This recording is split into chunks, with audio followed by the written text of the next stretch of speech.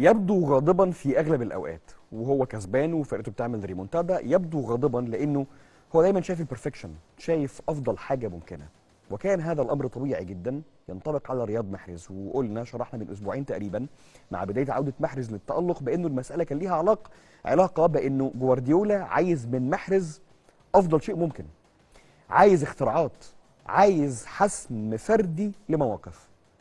وبالتالي سيداتي انساتي سادتي، اهلا وسهلا بحضراتكم في واحده من العروض الاستثنائيه الفرديه للاعب عربي على مر التاريخ، او هكذا كان ما قدمه رياض محرز في رائعته امام توتنهام بالامس.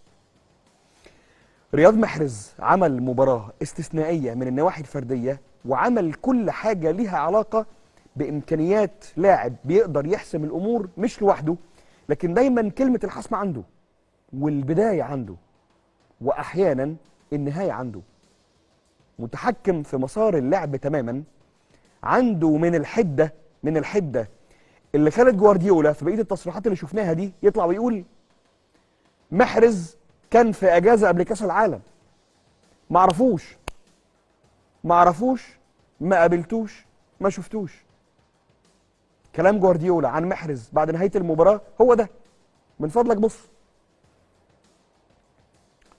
رياض محرز كان في عطله قبل كاس العالم الاخيره. يا له من لاعب الآن فهم ما الذي كان يحدث، إنه لاعب خيالي.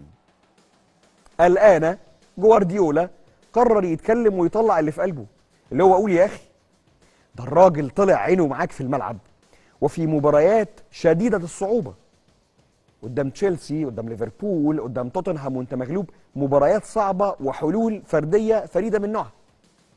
اسمحوا لنا نتفرج سوا على ما قدمه رياض محرز في هذه المباراة اللي خلى جوارديولا اخيرا يطلع كلمتين حلوين في ليله سودة على اللعيبه. ده كان الراجل بيبجح في هالاند في التصريحات، يعني عمال ماسك الكرباج ونازل على اللعيبه كلها ويتكلم في نفس الوقت عن رياض بالشكل ده، لانه رياض اجبره على ده. نبص مع بعض. رياض في كل الاهداف ثم حاجه، كره من ناحيه اليمين، ترقيصه على اعلى مستوى، الصوره اللي بعدها يعدي رياض محرز ويحط العرضيه عند هالاند اللي احنا اتكلمنا عليها من شويه، ادي جون.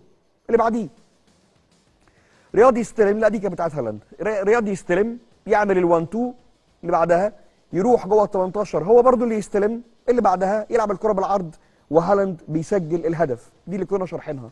اللي بعده رياض بيستلم، بيعدي بمهاره على اعلى مستوى، بيخش جوه ال 18 ويحط الكره فين؟ في الضيقه. حاول تركز في الصوره دي شويه.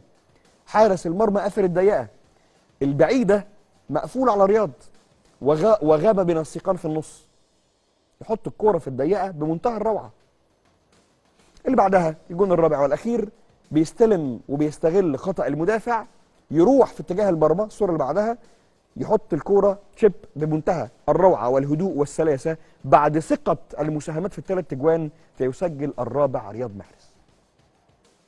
ده كلام جامد، ده كلام جامد.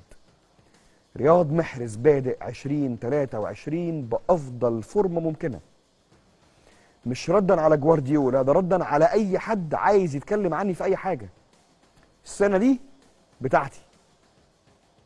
هذا كان رد فعل رياض محرز الحقيقة، لازم يتضرب له تعظيمين سلام على اللي عمله من بداية هذه السنة، وعلى قدرته على الحسم بشكل فردي في كل المواقف الصعبة في أصعب المباريات.